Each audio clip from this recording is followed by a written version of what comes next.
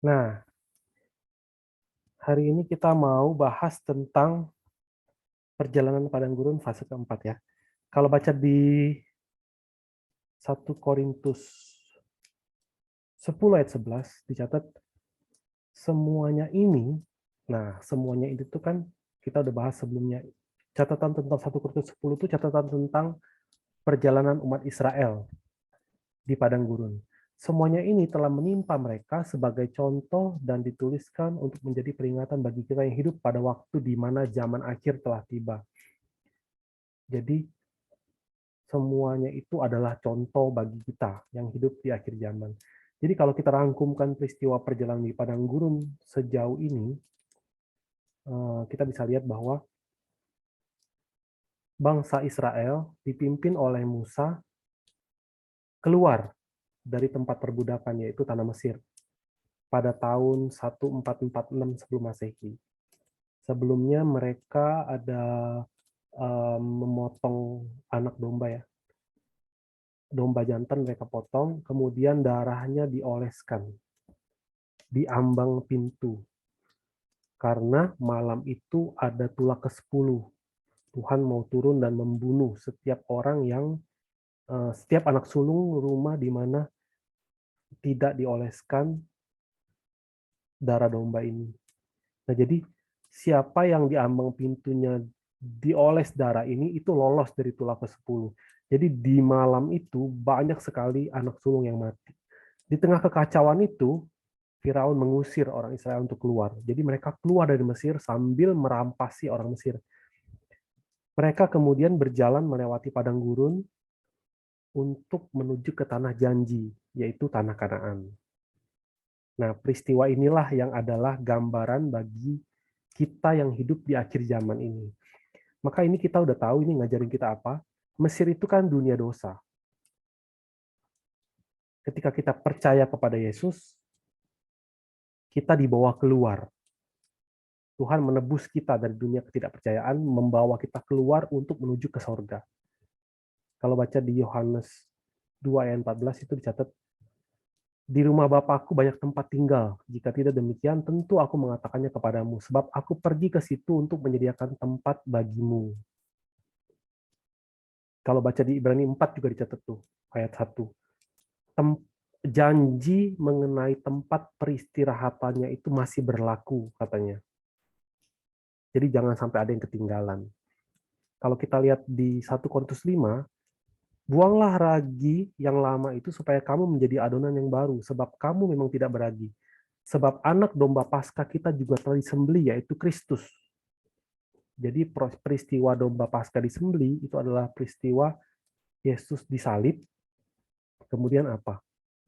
Menebus dosa kita. Wahyu 11 ayat 8 catat, dan mayat mereka akan terletak di atas jalan raya kota besar yang secara rohani disebut Sodom dan Mesir, di mana juga Tuhan mereka disalibkan. Jadi Mesir itu adalah gambaran dari dunia dosa, di mana Tuhan Yesus tebus kita. Jadi untuk sampai di kerajaan sorga, ada perjalanannya. Perjalanan padang gurun. Kalau di kisah 7, Diaken Stefanus tulis, waktu itu dia dipenuhi oleh Roh Kudus, dia ngomong, dia bersaksi bahwa itu adalah kehidupan iman. Kalau kita baca di kisah 7 ayat 38, Musa inilah yang menjadi pengantara dalam sidang jemaah di padang gurun, di antara malaikat yang berfirman kepadanya di Gunung Sinai dan nenek moyang kita. Dan dialah yang menerima firman-firman yang hidup untuk menyampaikannya kepada kamu. Jadi, Diaken Stefanus bilang apa? Itu adalah kehidupan iman. Maka untuk sampai di sorga, ada perjalanan iman. Nah, jadi hari ini kita bisa memperoleh iman lewat apa? Lewat persekutuan kita, lewat kita baca Alkitab, lewat kita mendengarkan firman, dan tempat yang paling bisa merangkumkan atau melakukan semua fungsi ini, itu paling banyak di gereja. Makanya dicatat pengantara dalam sidang jemaah, atau kalau terjemahan lain, church in the wilderness, gereja padang gurun. Nah, maka dari itu, kita dari dunia, maksudnya kita yang dari kehidupan yang duniawi, kita dibawa ke gereja untuk mulai menempuh kehidupan iman dan beribadah kepada Yesus sampai kita tiba di sorga. Nah, semoga kita terus dapat menempuh perjalanan padang gurun kita masing-masing ya. Nah, perjalanan padang gurun secara mengejutkan menempuh waktu yang sangat panjang, yaitu selama 40 tahun. Padahal kalau kita lihat jaraknya, itu mereka bisa sampai dalam waktu 10 hari. Sebenarnya 10 hari mereka bisa sampai. Tapi karena bangsa Israel itu adalah, kalau dicatat di buku ya, penggerutu akut. Mereka itu tukang bersungut-sungut. Karena mereka penuh dengan ketidakpercayaan. Akhirnya mereka dihukum dan harus berjalan muter-muter di padang gurun selama 40 tahun. Nah, jadi Tuhan Allah suruh Musa catat ke 42 perkemahan yang mereka tempuh. Itu semua dicatat di bilangan 33. Nah, penulis buku bagi 42 perkemahan itu dalam 5 fase seperti ini. Fase pertama, fase kedua, fase ketiga, fase keempat, fase kelima. Ini pun adalah gambaran dari fase iman yang harus dilewati seseorang setelah dia mulai percaya Yesus. Tadi kan darah domba disembelih kan, kemudian mereka keluar. Jadi ini adalah perjalanan untuk orang-orang yang memang menerima Yesus. Artinya apa? Perjalanan padang gurun adalah gambaran kehidupan iman kita masing-masing. Karena kita juga percaya Yesus kan. Nah, jadi kelima fase selama ini kita udah bahas sampai fase ketiga. Hari ini kita akan bahas fase keempat, kemudian minggu depan fase kelima ya. Nah, fase pertama itu mengajarkan tentang apa? Fase pertama itu memperlihatkan pemisahan antara umat Allah dan umat Mesir. Kalau teman-teman ingat di di Laut Merah terjadi pemisahan ketika lautnya terbelah, umat Allah lolos, tetapi Mesir ditenggelamkan di situ. Jadi ada pemisahan antara umat Allah yang mana sama Mesir yang mana. Jadi semua Mesir itu dibunuh, mati gitu. Kemudian di fase ini pun, di 10 perkemahan ini, Tuhan menampakkan bagaimana Allah menyediakan setiap kebutuhan dasar yang umat Israel butuhkan di padang gurun. Contohnya, makanannya Tuhan sediakan. Mana? Ya kan, dari sorga. Terus untuk menghadapi cuaca yang ekstrim, Tuhan berikan tiang awan dan tiang api. Air minum pun Tuhan kasih. Tempat tinggal pun Tuhan kasih. Semua hal Tuhan kasih. Ini fase 1 itu penuh dengan mukjizat. Fase yang penuh mukjizat. Nah, fase kedua itu terjadi pemisahan tentang ibadah yang benar dan ibadah yang salah. Ada ibadah yang benar di atas Gunung Sinai, tapi juga ada ibadah yang salah di bawah Gunung Sinai. Meskipun dua-duanya mencoba untuk beribadah kepada Allah, tapi cara yang bawah salah. Juga di fase kedua ini, kalau teman-teman ingat, diperlihatkan tentang rupa umat Israel yang walaupun sudah keluar dari Mesir, mereka itu penuh dengan keinginan mata, keinginan daging, dan keangkuhan hidup. Ya kan? Ini di fase kedua kita udah belajar. Nah, di fase ketiga, terakhir kemarin, kita bahas tentang pemisahan orang-orang yang walaupun sama-sama ikut padang gurun, tetapi ternyata ada orang yang mengerti hati Allah dan ada yang nggak mengerti hati Allah. Terjadilah pemisahan. Mereka jalan 38 tahun di fase ketiga ini. Dari Ritma menuju ke Kades, tempat yang sama. Nah, hari ini kita akan bahas fase keempat. Nah, jadi sampai sejauh ini kita bahas kalau kita bahas perjalanan padang gurun, selama ini kan saya ada bilang tentang ada 12 suku Israel yang ikut dalam perjalanan ini. Tapi juga ada orang-orang bajingan. Kalau Alkitab kan bilang orang-orang bajingan. Sebenarnya apa? Orang-orang yang dari negara lain, mereka bukan suku bangsa Israel, tapi mereka itu dulu juga ikut ditawan di Mesir, tapi ketika umat Israel keluar, mereka ikutan keluar. Jadi ada orang-orang bajingan, suku Israel, Ada Musa, ada Harun, ada Miriam. Jadi ada banyak sekali elemen-elemen di dalam perjalanan padang gurun ini. Nah, tapi pembahasan hari ini, kalau disebut Israel atau Musa atau Harun, kita akan bayangkan semua itu adalah kita, diri kita masing-masing.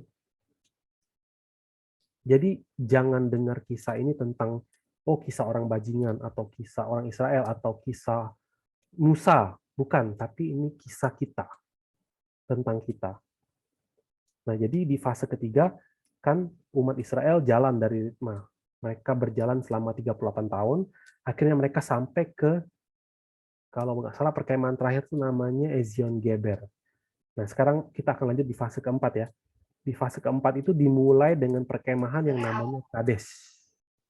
Jadi total ada 6 perkemahan. Di fase keempat Kades, Gunung Hor, Zalmona, Funon, Obot, Reruntuhan Abarim. Ini fase keempat. Kades ya, sekarang kita akan bahas satu persatu. Kades ini tempat yang sama dengan Ritma. Setelah mereka muter-muter 38 tahun, mereka sampai di tempat yang sama. Artinya apa?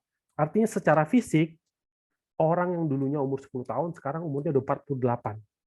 Musa pun yang dulu waktu umur 80, sekarang udah 120 tahun.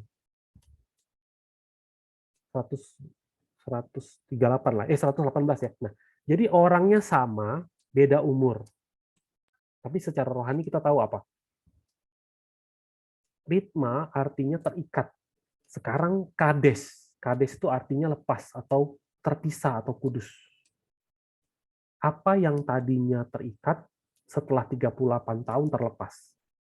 Kalau teman-teman ingat di fase kedua, keinginan mata, keinginan daging, dan keangkuhan hidup, itulah yang mengikat mereka. Diperlihatkan. 3 hal ini diperlihatkan, tapi 3 hal ini Tuhan mencoba untuk lepaskan. Mereka harus dilepaskan, dimerdekakan. Akhirnya kalau mereka bisa melepaskan keinginan mata, keinginan daging, dan keangkuhan hidup, umat Israel baru bisa mengikatkan diri kepada Allah. Makanya dicatat di Matius 18 dicatat apa? Aku berkata kepadamu, sesungguhnya apa yang kamu ikat di dunia ini akan terikat di sorga.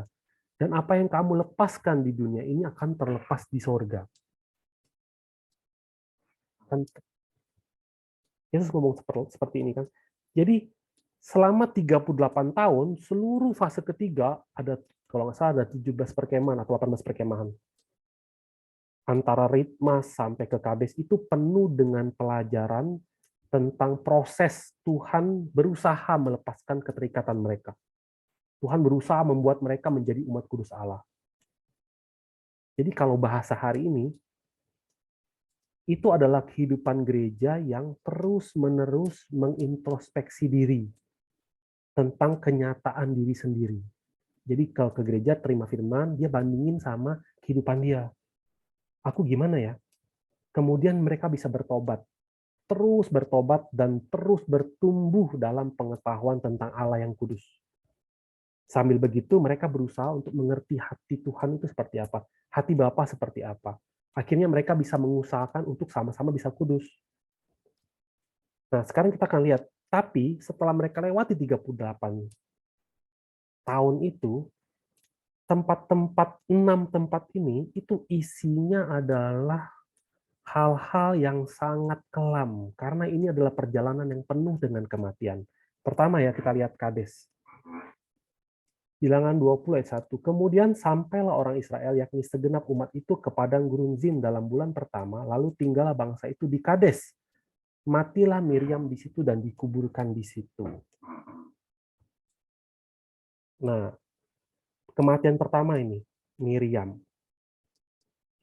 Arti nama Miriam itu tinggi atau ditinggikan. Kalau baca di Galatia 6, sebab kalau seorang menyangka bahwa ia berarti, padahal ia sama sekali tidak berarti, ia menipu dirinya sendiri. Di 1 Korintus 10 juga catat. Sebab itu siapa yang menyangka bahwa ia teguh berdiri, hati-hatilah supaya ia jangan jatuh. Setelah keluar dari ritma, mereka kan penuh dengan hal-hal yang mengikat diri mereka. Terus mereka jalan sampai di satu tempat yang namanya Kades, artinya kudus. Cara mengejutkan, Miriam mati. Kalau kita lihat secara luar, karena kesombongan Miriam ya, kita lihat minggu lalu Miriam telah menjadi seseorang yang melawan otoritas dan kedaulatan Allah. Ya kan? Miriam itu melawan otoritas Allah. Kesalahannya itu sebenarnya Alkitab cuma catat sekali. Dulu, lama itu udah. 38 tahun yang lalu. Tapi kok sepertinya Tuhan mendendam ya. Kan Alkitab catat kalau manusia itu bertobat, kalau umatnya bertobat, Tuhan ampuni kan.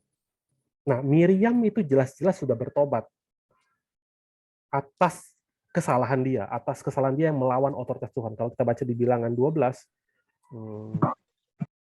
kemudian berfirmanlah Tuhan kepada Musa, sekiranya ayahnya meludahi mukanya, tidakkah ia mendapat malu selama 7 hari? Biarlah dia, Miriam ya, selama 7 hari dikucilkan keluar tempat perkemahan, kemudian bolehlah ia diterima kembali. Jadi dikucilkanlah Miriam keluar tempat perkemahan 7 hari lamanya, dan bangsa itu tidak berangkat sebelum Miriam diterima kembali. Miriam atas perbuatannya dia kena kusta, dan dia diusir dari perkemahan selama 7 hari. Tapi setelah 7 hari dia balik lagi, sembuh. Nah, sejak peristiwa ini, kalau teman-teman baca, terus tidak dicatat lagi Miriam mengulangi kesalahannya. Nggak dicatat sama sekali.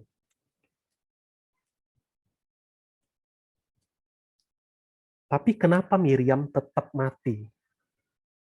Nah, jadi kematian Miriam itu benar terjadi, tapi ini adalah simbol dari kematian keangkuhan hidup yang ada dalam diri kita. Kalau di dalam diri kita ada ada perasaan atau hati yang ingin selalu untuk ditinggikan, itu harus mati. Nah, jadi kematian Miriam dicatat untuk menyadarkan kita bahwa di Kades kekudusan, sifat keangkuhan hidup itu sama sekali tidak dapat lewat. Batasannya di situ. Nggak bisa masuk ke Kanaan, nggak bisa masuk ke dalam kerajaan sorga. Kalau keangkuhan ini tidak diselesaikan sampai ke akar-akarnya, akan terus-menerus hidup dalam hati dan menipu diri sendiri. Akhirnya selamanya nggak akan pernah kudus. Nah, ada peristiwa penting juga yang terjadi di Kades, yaitu umat Israel kekurangan air minum. Ini kejadian kedua. Dulu, 38 tahun yang lalu, di Rafidim itu pernah terjadi. Mereka kekurangan air minum. Waktu itu Tuhan suruh Musa ketok batunya keluarin air. Nah, ini terjadi lagi. Dan kali ini, seperti biasa umat Israel kembali mengeluh. Tuhan berfirman kepada Musa, ambillah tongkatmu dan engkau dan Harun, kakakmu, harus menyuruh umat itu berkumpul. Katakanlah di depan mata mereka kepada bukit batu itu, supaya diberi airnya. Demikianlah engkau mengeluarkan air dari bukit batu itu bagi mereka, dan memberi minum umat itu serta ternaknya. Lalu Musa mengambil tongkat itu dari hadapan Tuhan seperti yang diperintahkannya kepadanya. Ketika Musa dan Harun telah mengumpulkan jemaah itu di depan bukit batu itu, berkatalah ia kepada mereka, dengarlah kepadaku, hai orang-orang durhaka. Apakah kami harus mengeluarkan air bagimu dari bukit batu ini? Nah, kemudian berikutnya, sesudah itu Musa mengangkat tangannya lalu memukul bukit batu itu dengan tongkatnya 2 kali. Maka keluarlah banyak air sehingga umat itu dan ternak mereka dapat minum. Tetapi Tuhan berfirman kepada Musa dan Harun, karena kamu tidak percaya kepadaku dan tidak menghormati kekudusanku di depan mata orang Israel, itulah sebabnya kamu tidak akan membawa jemaah ini masuk ke negeri yang akan kuberikan kepada mereka. Itulah mata air Meriba, tempat orang Israel bertengkar dengan Tuhan dan ia menunjukkan kekudusannya di antara mereka. Harun sama Musa kena hukum nggak bisa masuk Kanaan. Dihukum karena tidak menghormati kekudusan Allah.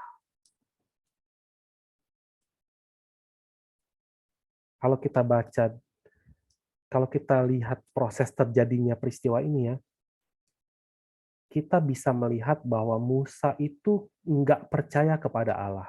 Kalau kita bandingin bilangan 12 kan, Tuhan bilang, catatan di bilangan 20 ayat 12, karena kamu tidak percaya kepadaku, kata Tuhan, dan tidak menghormati kekudusanku.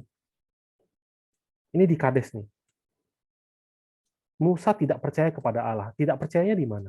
Kalau kita ayat 8, kalau kita baca ayat 8, Tuhan bilang, ambil tongkat, kemudian kamu suruh umat berkumpul, kemudian katakanlah. Tuhan suruh Musa ngomong kepada bukit batu itu supaya diberikan air. Jadi Musa tuh disuruh ngomong, batu, keluarkanlah air gitu. Tetapi yang Musa lakukan adalah ayat 11, Musa memukul, 2 kali dipukul batunya. Jadi yang diperintahkan disuruh ngomong, Musa pukul. Itu artinya apa? Musa tidak melakukan seperti yang Tuhan katakan. Karena itu menunjukkan Musa nggak percaya. Berikutnya, Musa ini memberontak kepada perintah Allah. Dia menambahkan pikirannya sendiri. Dan dia jadi dia menambahkan firman itu dengan pikirannya dan mengurangkan firman itu dengan pikirannya sendiri. Katakanlah tuh dibuang sama dia, ditambahkan memukul. Dia nggak membuang pikirannya sendiri, dia ingatnya apa? Dulu aku juga ketok, batunya keluar. Kemudian alasannya apa? Kalau nanti kita baca ya, Musa itu tuh dicatat Tuhan telah berubah setia. Kalau kita lihat di bahasa aslinya, menyembunyikan dengan menutupi. Musa berubah setia. Itu tuh bertindak tanpa diketahui. Jadi ada sesuatu yang terselip di hatinya. Jadi hal yang terselip itu dia coba untuk sembunyikan dengan menutup-nutupi. Sehingga dia bisa bertindak tanpa diketahui. Apa itu yang nyelip? Kesombongannya nyelip. Kita bisa lihat lewat perkataan Musa yang mengatakan di ayat 10. Dengarlah kepadaku, hai orang-orang durhaka, apakah kami harus mengeluarkan air bagimu dari bukit batu ini? Sebenarnya yang mengeluarkan air itu Tuhan.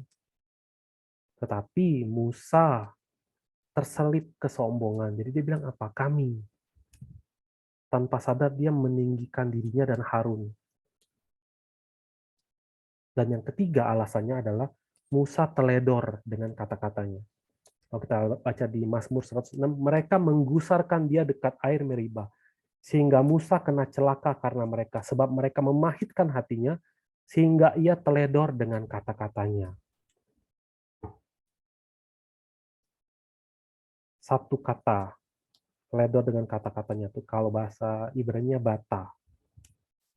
Kalau baca di bilangan 20 ayat 3, ayat 5, itu kalau baca cerita sebelumnya ya, sebelum Musa berdoa kepada Tuhan, itu Musa terprovokasi. Kalau bahasa bata itu artinya marah-marah, teriak-teriak. Dengan marah dia pukul batunya 2 kali. Di Yakobus 1 catat, sebab amarah manusia tidak mengerjakan kebenaran di hadapan Allah. Amsal juga catat yang sama. Hidup dan mati dikuasai lidah. Siapa suka menggemakannya akan memakan buahnya. Amsal 12 catat, orang jahat terjerat oleh pelanggaran bibirnya, tetapi orang benar dapat keluar dari kesukaran. Amsal 16 catat, orang yang tidak berguna menggali lubang kejahatan, dan pada bibirnya seolah-olah ada api yang menghanguskan. Musa yang teledor dengan kata-katanya itu mengajarkan kita tentang kita di akhir zaman benar-benar harus hati-hati. Karena meski kita sudah percaya dengan baik, dengan jangka waktu yang sangat lama, kita pun bisa terprovokasi. Nah, lewat kejadian ini, Musa dan Harun dihukum tidak dapat masuk ke Kanaan. Jadi Miriam mati, Musa dan Harun dihukum tidak dapat masuk Kanaan, ini semua terjadi di Kades, yang artinya kudus atau terpisah. Jadi di Kades, Allah mengajarkan tentang apa? Kekudusan itu suatu hal yang mutlak. Mutlak. Dan ketaatan adalah hal yang mutlak. Jadi kekudusan itu hal yang mutlak, ketaatan itu hal yang mutlak. Mereka nggak akan bisa taati fase keempat kalau mereka nggak lewati fase ketiga. Tapi, kalau dicatat di Ibrani 12, berusahalah hidup damai dengan semua orang dan kejarlah kekudusan, sebab tanpa kekudusan tidak seorang pun akan melihat Tuhan. Tanpa kekudusan nggak ada seorang pun yang bisa melihat Tuhan. 1 Petrus 1 ayat 15 catat, tetapi hendaklah kamu menjadi kudus di dalam seluruh hidupmu sama seperti Dia yang kudus yang telah memanggil kamu. Jadi kita nggak boleh tertipu dengan diri kita sendiri yang mengatakan nggak apa-apa lah. Kalau dibandingkan dengan orang di Mesir, saya mah jauh. Emang benar, udah sampai ke fase keempat, kan jauh. Tapi di fase keempat, Tuhan tekankan kekudusan itu adalah sifat yang wajib bagi umat kerajaan Allah. Kita lanjut lagi ya, Gunung Hor. Di Gunung Hor, Hor sendiri artinya gunung. Jadi gunung-gunung, maksudnya tuh di antara gunung ada gunung. Jadi di antara pegunungan ada gunung. Maka kalau kita lihat secara topografi ya, ini menunjukkan tempat yang paling tinggi di antara tempat yang tinggi. Nah, jadi ini pertama-tama menunjuk kepada Allah. Karena Allah lah yang berdiam di tempat yang tertinggi kan. Allah yang berdiam di tempat yang tertinggi memiliki otoritas untuk meninggikan ataupun merendahkan.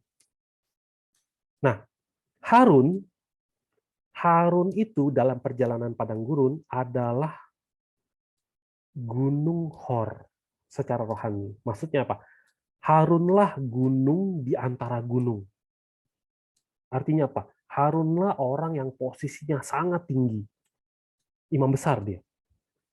Kenapa? Karena Allah yang menempatkan dia di posisi itu. Allah kasih dia tugas di posisi itu. Kalau baca di Ibrani 5, dan tidak seorang pun yang mengambil kehormatan itu bagi dirinya sendiri, tetapi dipanggil untuk itu oleh Allah, seperti yang telah terjadi dengan Harun.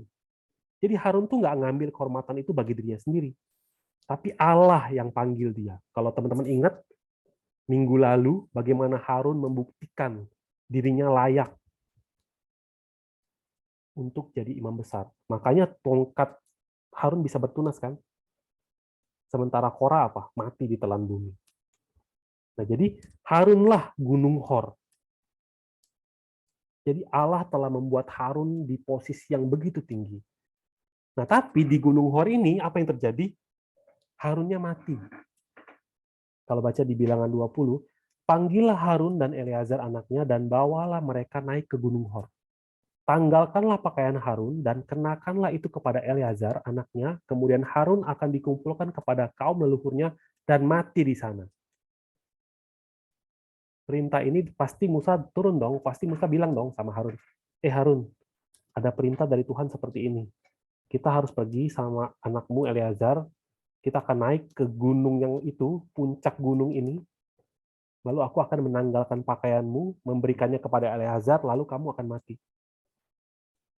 Di ayat 27 dicatat seperti apa? Lalu Musa melakukan seperti yang diperintahkan Tuhan. Mereka naik ke gunung Hor, sedang segenap umat itu memandangnya. Musa menanggalkan pakaian Harun dan mengenakannya kepada Eleazar, anaknya, lalu matilah Harun di puncak gunung itu. Kemudian Musa dengan Eleazar turun dari gunung itu. Di sini kita bisa lihat apa? Ketaatan mutlak Harun. Kalau baca di Bilangan 33, ketika Bilangan 33 catat tentang tempat-tempat perkemahan, dicatat seperti ini. Ketika itu, Imam Harun naik ke Gunung Hor sesuai dengan titah Tuhan. Dan di situ ia mati pada tahun ke-40 sesudah orang Israel keluar dari tanah Mesir.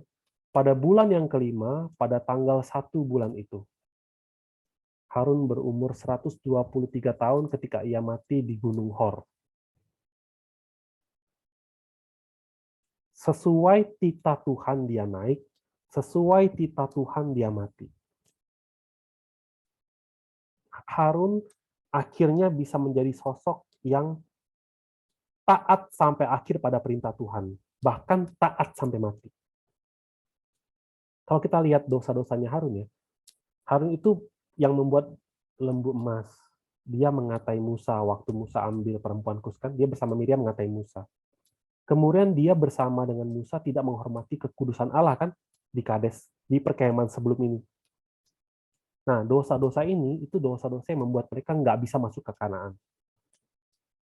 Jadi di fase keempat ini ya, Kades sama Gunung Hor baru dua perkemahan, dua-duanya itu sudah sangat kelam. Apa yang dilewati orang Israel? Miriam mati, Harun mati. Dua itu bukan tokoh sembarangan loh. Dua itu tokoh besar yang menemani mereka puluhan tahun di padang gurun. Sekarang kita akan masuk ke perkemahan ketiga dan keempat sekaligus. Zalmona dan Funon. Kalau di Kades dituntut ketaatan, di Gunung Hor pun dituntut apa? Ketaatan kan? Nah, Zalmona artinya kegelapan, gelap. Funon artinya terbenam, matahari terbenam gitu. Jadi sudah gelap, terbenam. Jadi Zalmona Funon itu menunjukkan fase yang sangat kelam. Peristiwanya apa? Bilangan 20. Kemudian Musa mengirim utusan dari Kades kepada Raja Edom dengan pesan, beginilah perkataan saudaramu Israel. Engkau tahu bahwa segala kesusahan yang telah menimpa kami, bahwa nenek moyang kami pergi ke Mesir, dan kami lama diam di Mesir, dan kami dan nenek moyang kami diperlakukan dengan jahat oleh orang Mesir. Bahwa kami berteriak kepada Tuhan, dan Ia mendengarkan suara kami, mengutus seorang malaikat, dan menuntun kami keluar dari Mesir. Sekarang ini kami ada di Kades, sebuah kota di tepi perbatasanmu. Izinkanlah kiranya kami melalui negerimu. Kami tidak akan berjalan melalui ladang-ladang dan kebun-kebun anggurmu, dan kami tidak akan minum air sumurmu. Jalan besar saja akan kami jalani dengan tidak menyimpang ke kanan atau ke kiri, sampai kami melalui batas daerahmu. Tetapi orang Edom berkata kepada mereka, tidak boleh kamu melalui daerah kami. Nanti kami keluar menjumpai kamu dengan pedang. Lalu berkatalah orang Israel kepadanya, kami akan berjalan melalui jalan raya. Dan jika kami dan ternak kami minum airmu, maka kami akan membayar uangnya. Asal kami diizinkan lalu dengan berjalan kaki. Hanya itu saja. Tetapi jawab mereka, tidak boleh kamu lalu. Maka keluarlah orang Edom menghadapi mereka dengan banyak rakyatnya dan dengan tentara yang kuat. Ketika orang Edom tidak mau mengizinkan orang Israel lalu dari daerahnya, maka orang Israel menyimpang meninggalkannya. Kita akan lihat petanya ya. Ini adalah peta perjalanan padang gurun. Kita akan fokus di fase keempat nih. Tulisannya kurang jelas kan? Ini saya kasih beberapa tambahan tulisan untuk teman-teman bayangin. Kades di paling kiri atas tuh Kades ya. Di situ setelah mereka jalan muter-muter 38 tahun, mereka kembali ke tempat yang sama, yaitu Ritma, yaitu Kades. Nah di situ Miriam mati. Jalan ke Gunung Hor, Harun mati. Mereka jalan sampai ke Zalmona. Nah, dari Zalmona ke Funon, itu tuh sebenarnya ada jalan. Dari Zalmona itu ada jalan. Ini yang di tengah-tengah ini ya, kalau teman-teman bingung, kok jalannya muter, yang hijaunya, kok dari Zalmona ke Funon itu muter? Karena ini pegunungan. Ini daerah pegunungan, jadi nggak bisa dilewati. Tapi ada jalan pintas namanya jalan raya, jalan raja, highway ya, King Highway. Ada satu jalan pintas yang menguasai orang Edom. Asalkan orang Edom izinkan, mereka bisa nyebrang. Tetapi karena orang Edom nggak mengizinkan, akhirnya gimana? Harus muterin gunung itu. Dari Zalmona mereka turun. Kan yang mereka tuju itu di atas kan. Ada tanah Kanaan itu di atas kan. Tapi mereka harus pergi berlawanan arah ke bawah jauh banget. Jauh banget tuh, lihat tuh. Jauh banget sampai ke bawah, habis itu baru naik lagi sampai di Funon. Jadi bangsa Israel itu mentalnya itu sangat jatuh, sangat tertekan. Tadinya harapan mereka untuk masuk ke Kanaan itu besar sekali kan. Tapi sekarang Harun mati, Miriam mati, sisa Musa. Ditambah lagi sekarang Edom nggak kasih mereka lewat, disuruh muter. Akhirnya mereka harus menempuh perjalanan yang tidak mereka inginkan. Kalau kita bayangkan dalam kehidupan kita ya, apa ya, kayak kayak suatu hal yang buruk secara silih berganti terjadi, terjadi. Karena peristiwa ini, tadi kan bilangan 20, bilangan 21 catat seperti ini. Setelah mereka berangkat dari Gunung Hor, berjalanlah ke arah Laut Teberau. Mereka balik lagi nih, Laut Teberau di bawah. Untuk mengelilingi tanah Edom, maka bangsa itu tidak dapat lagi menahan hati di tengah jalan. Bisa apa? Tidak dapat lagi menahan hati.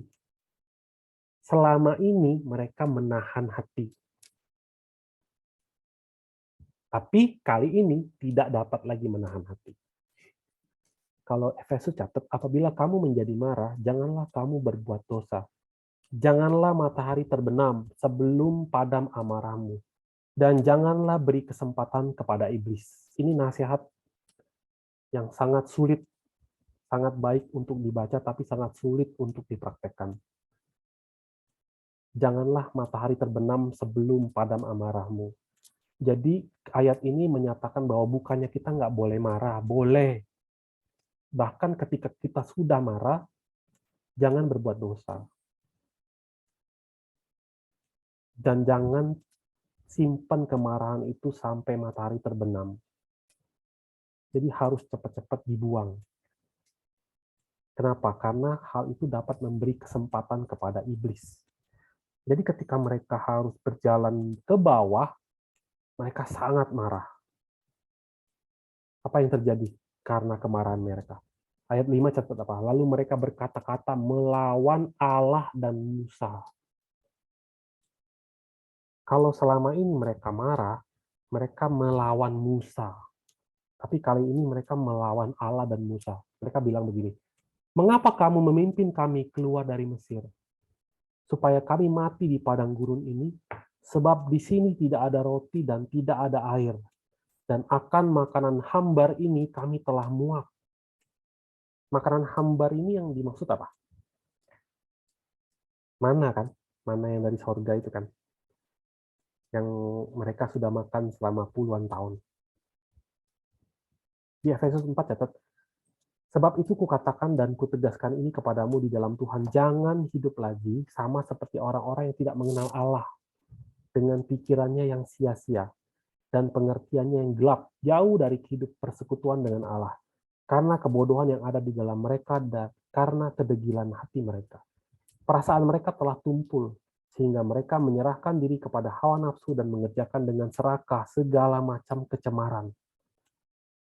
Jangan hidup lagi sama seperti orang-orang yang tidak mengenal Allah. Dulu, waktu mereka jalan di fase pertama, mereka nggak mengenal Allah. Tapi mereka diperkenalkan tentang Allah lewat berbagai mukjizat. Di fase kedua, mereka nggak mengenal Allah. Tapi mereka diperkenalkan tentang Allah lewat apa? Firman Tuhan. Di fase kedua, firman Tuhan itu diberikan. Mereka diberikan contoh kemah suci. Mereka diizinkan datang kepada Allah. Di fase ketiga, mereka mulai mengenal hati Allah. Tapi di fase keempat, apa yang terjadi? Balik lagi. Hidup sama seperti orang-orang yang tidak mengenal Allah.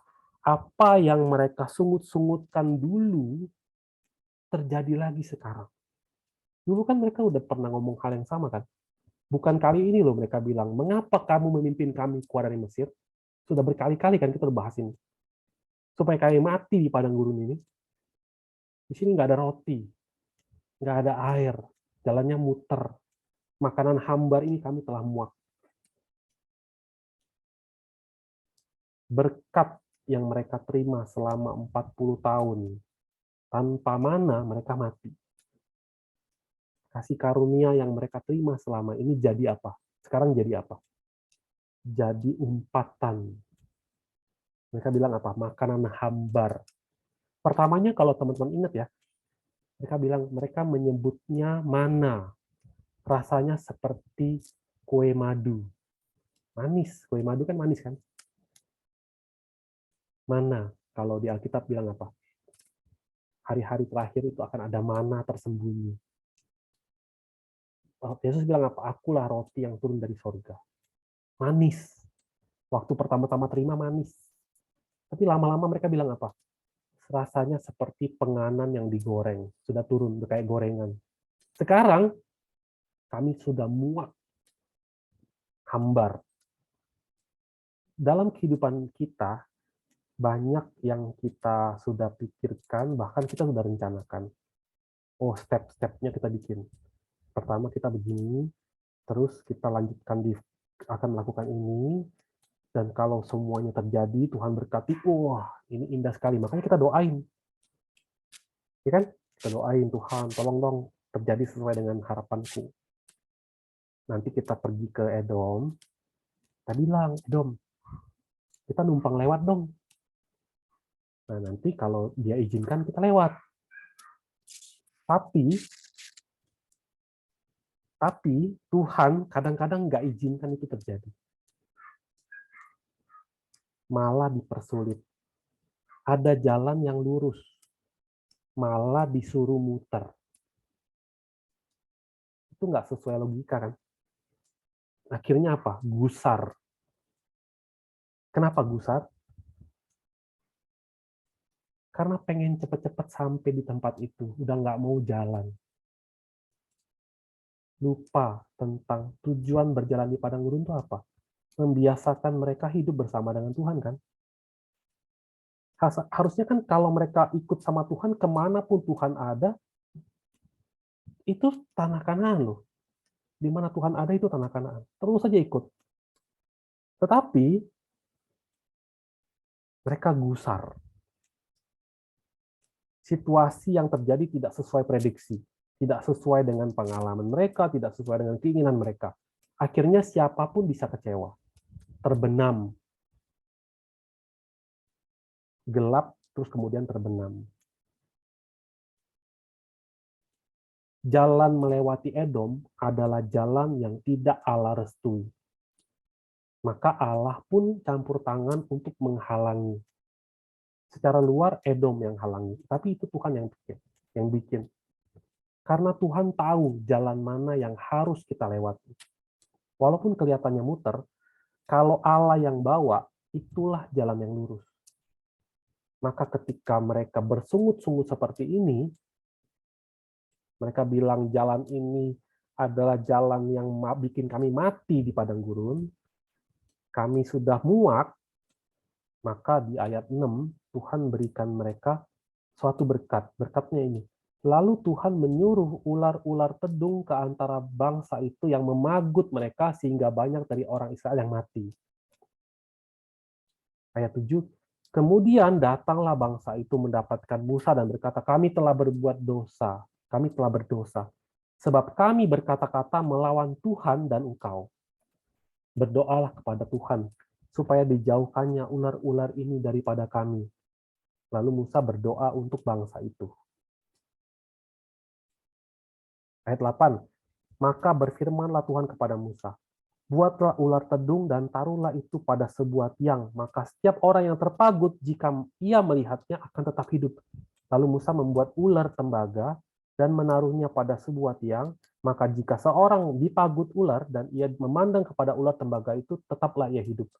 Jadi banyak sekali orang-orang yang digigit ular tedung kan, dan mati kan kalau digigit ular itu. Tapi kata Musa, kamu lihat patung ular itu, cuma lihat aja tuh pasti hidup.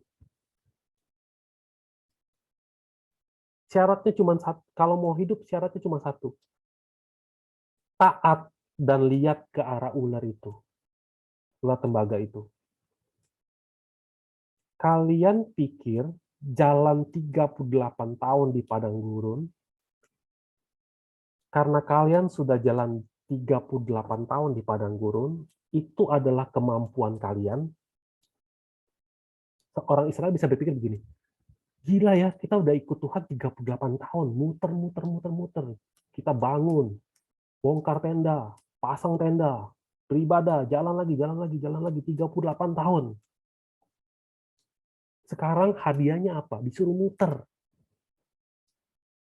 Padang gurun itu adalah suatu tempat di mana banyak sekali binatang buas.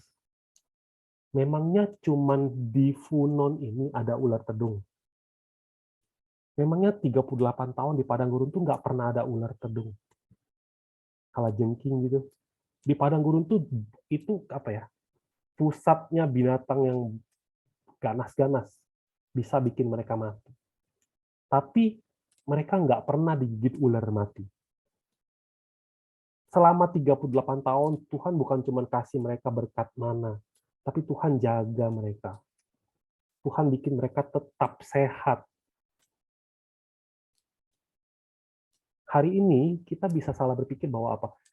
Gila ya, saya udah berbuat banyak sekali buat Tuhan. Saya udah melakukan kehidupan iman dengan sangat banyak. Saya melakukan ini, itu, bikin daftarnya panjang banget. Tapi kita lupa, hidup kita di dunia ini banyak sekali hal yang bisa merenggut nyawa kita. Banyak sekali. Simpel aja, soal nyetir di jalan, kita terkena penyakit, banyak sekali. Tapi mereka lupa. Di fase keempat ini diperlihatkan tahapan iman selanjutnya apa?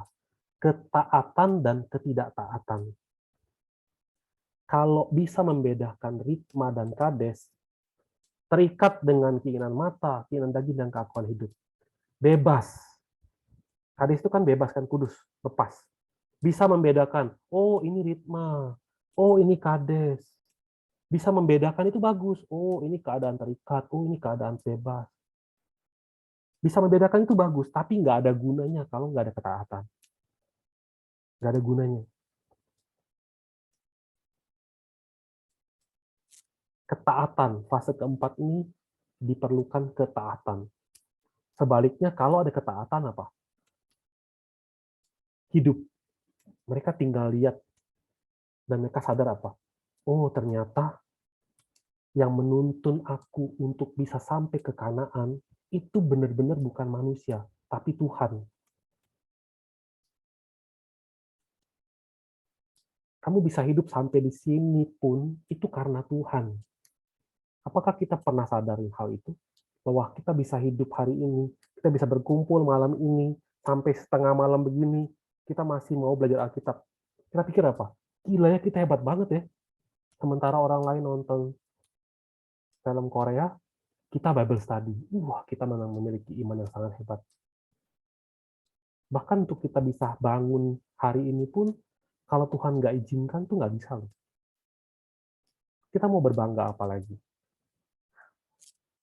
Sebaliknya, ketika ada ketaatan, perkemahan selanjutnya tuh obot. Obot itu artinya kantung anggur. Yesus bilang, begitu pula anggur yang baru tidak diisikan ke dalam kantong kulit yang tua, karena jika demikian kantong itu akan koyak sehingga anggur itu terbuang dan kantong itu pun hancur. Tetapi anggur yang baru disimpan orang dalam kantong yang baru pula, dan dengan demikian terpeliharalah kedua-duanya. Kalau kantong anggur yang lama itu dia udah nggak elastis. Jadi ketika alkoholnya banyak, itu dia bisa merobek kantong anggur yang lama. Makanya selalu disimpan di kantong anggur yang baru karena masih bisa memuai. Jadi obot adalah gambaran tentang seseorang yang dipersiapkan untuk memiliki pikiran baru. Manusia yang baru, yang dipenuhi oleh kehendak Allah yang sesungguhnya. Kalau fase keempat ini mereka nggak bisa lewat, mereka nggak akan bisa menempuh fase kelima, fase terakhir. Untuk mereka, fase kelima itu nanti ya, jalannya tuh lurus. Nggak ada muter sama sekali, lurus masuk ke Kanaan. Tempat terakhir namanya reruntuhan Abarim. Sampai ke Obot, sampai ke reruntuhan Abarim. Nah, di reruntuhan Abarim ini peristiwa yang terjadi adalah Bilangan 21 ayat 10. Kemudian berangkatlah orang Israel lalu berkemah di Obot. Berangkatlah mereka dari Obot lalu berkemah dekat reruntuhan di Abarim di padang gurun yang di sebelah timur Moab. Ulangan 2 ayat 14 dicatat seperti ini. Selamanya kita berjalan sejak dari Kades Barnea sampai kita ada di seberang sungai Zeret, ada 38 tahun sampai seluruh angkatan itu yakni prajurit habis binasa dari perkemahan, seperti yang dijanjikan Tuhan dengan sumpah kepada mereka. Dan tangan Tuhan juga melawan mereka untuk menghamburkan mereka dari perkemahan sampai mereka habis binasa. Maka ketika dari bangsa itu telah habis binasa semua prajurit. Kalau teman-teman baca, dulu waktu mereka melanggar perintah Tuhan untuk masuk ke Kanaan, Tuhan kasih hukuman seperti ini di Bilangan 14 ayat 28. Katakanlah kepada mereka, demi aku yang hidup, demikianlah firman Tuhan. Bahwasanya seperti yang kamu katakan di hadapanku, demikianlah akan kulakukan kepadamu. Di padang gurun ini, bangkai-bangkaimu akan berhantaran, yakni semua orang di antara kamu yang dicatat, semua tanpa terkecuali, yang berumur 20 tahun ke atas. Karena kamu telah bersungut-sungut kepadaku, bahwasanya kamu ini tidak akan masuk ke negeri yang dengan mengangkat sumpah telah kujanjikan akan kuberi kamu diami, kecuali Kaleb bin Yefune dan Yosua bin Nun. Umat Israel waktu mereka di Gunung Sinai, mereka dihitung. Semua cowok umur 20 tahun ke atas yang bisa berperang. Dihitung. Totalnya ada 603.550 orang. Tetapi semua ini bersungut-sungut. Makanya Tuhan bilang apa? Semua kalian ini yang sudah dihitung nggak akan masuk. Cuma 2 orang yang boleh masuk. Kaleb sama Yosua. Cuma 2 orang. Oleh karena itu, kalian akan jalan muter-muter di padang gurun dan mati pelan-pelan. Nah, sisa orang yang nggak mati, sebelum mereka lewati sungai Zeret, di reruntuhan Abarim, Tuhan bunuh semuanya. Secara tiba-tiba, mereka mati semua.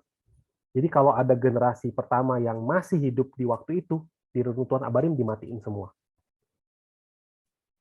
Lalu kita pikir, kok Tuhan begitu ya? Kalau dari awal nggak bisa masuk Kanaan, ya bunuh aja dari awal. Waktu masih di Ritma.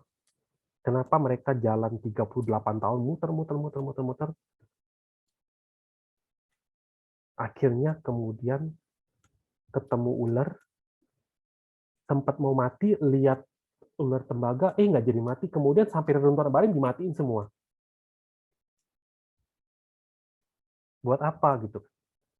Nah, tapi Allah kita itu bukanlah Allah yang kejam seperti pikiran kita. Tetapi justru Allah adalah Allah yang penuh keadilan dan penuh akan kasih. Kenapa Allah nggak bunuh semuanya di awal? Karena justru Allah hendak menyelamatkan mereka. Semua. Kalau mereka mati di Ritma, itu ujungnya binasa. Tapi setelah mereka jalan di 38 tahun, Tuhan izinkan mereka lewati perkemahan demi perkemahan. Tuhan izinkan mereka lewati banyak hal. Bahkan Tuhan izinkan mereka melewati pengalaman melihat ular tembaga, memandang ular tembaga dan hidup. Akhirnya apa? Dibawa ke Obot. Yang artinya apa? Kantung anggur. Kantung hati yang baru. Artinya apa? Mereka sudah diberikan hati yang baru. Maka kalaupun mereka mati sekarang, mereka ada harapan bisa hidup kembali. Bisa dibangkitkan. Karena Yesus itu apa? Yesus gambaran dari ular tembaga itu kan Yesus kan? Setelah mereka lewatin Obot, baru mereka mati. Tanpa Obot mereka mati, harapannya nggak ada. Kesimpulannya,